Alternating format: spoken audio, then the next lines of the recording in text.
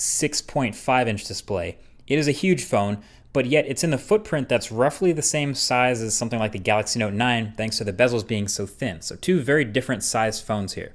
And then the new colors were confirmed as well. So same exact silver as the iPhone X last year, same exact space gray as last year, but then the new color for the S is this gold. So it looks pretty classy, I guess. I personally probably wouldn't get it, but there is only one way to tell on the outside that you have the new iPhone, and that's by getting the gold one. So you do you. And it's going to be shiny and fingerprinty either way. So basically, the XS is just the same size as the current iPhone X, but it's a classic Apple S update like we've seen in the iPhone before. It's a spec bump, some internal changes, but nothing drastic, and no new design. So the biggest spec difference that you're getting here is it's rocking the new A12 Bionic chip. It's the first 7nm chip versus the 10nm process from last year. It has nearly 7 billion transistors. All of this basically translates to it'll be a bit faster.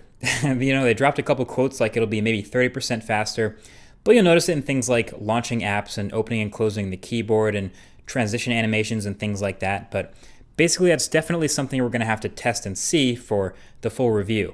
Basically, what I can be sure of is it will be even faster. Same amount of RAM though, as far as we can tell. And then I think the other big internal upgrade for this phone is the camera. So the XS and XS Max both have the same new cameras, so a pair of 12 megapixel optically stabilized cameras, the primary one being f1.8, and you get a telephoto as well. And they're combining these new cameras and lenses with new image signal processing on the A12 Bionic chip to take some seriously impressive photos. Now obviously the photos and stuff they show on stage are always going to be awesome, but the newness is in this image processing. We all know image processing means a lot when it comes to smartphone photography and getting good images off these smartphone cameras. Like that's a major reason why the Pixel 2 has been so good. So they introduced big improvements there. There's improved HDR called Smart HDR. There's better low light sensitivity, less noise, and a really impressive portrait mode. Now in portrait mode, you can go in and edit portrait photos to literally change the f-stop of the simulated bokeh. And it's really good looking. You can see the little lights in the background of the photos changing their blur level.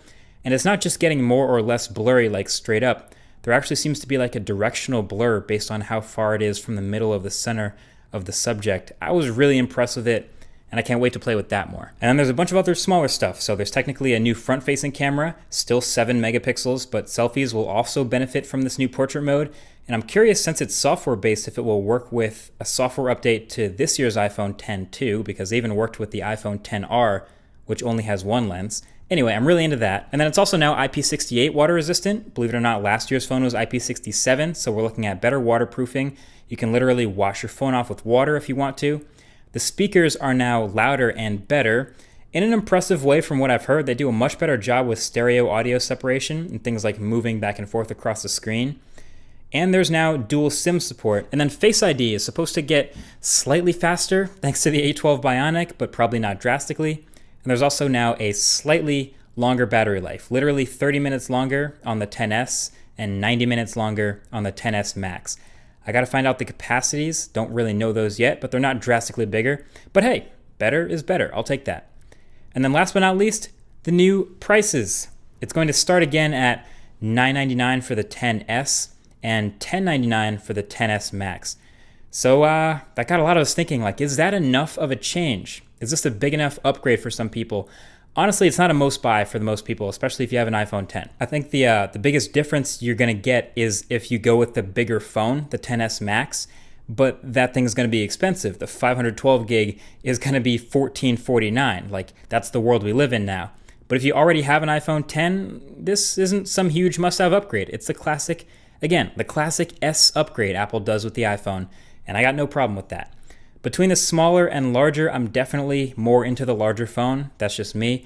But still, no design changes, same camera bulge on the back, same stainless steel and glass materials all around. The notch didn't get smaller or anything. The bezels didn't shrink, although the notch might feel a little bit smaller on the bigger phone. No 120 hertz display, no Apple Pencil support. It's just a refined upgrade and a new color. We'll have to see if it's worthy or not pretty soon as we work towards the full review. But my gut feeling, honestly, is I'm thinking that iPhone XR might be the real hit this year for Apple. It's a bit different. Like I said, I have a whole video on that.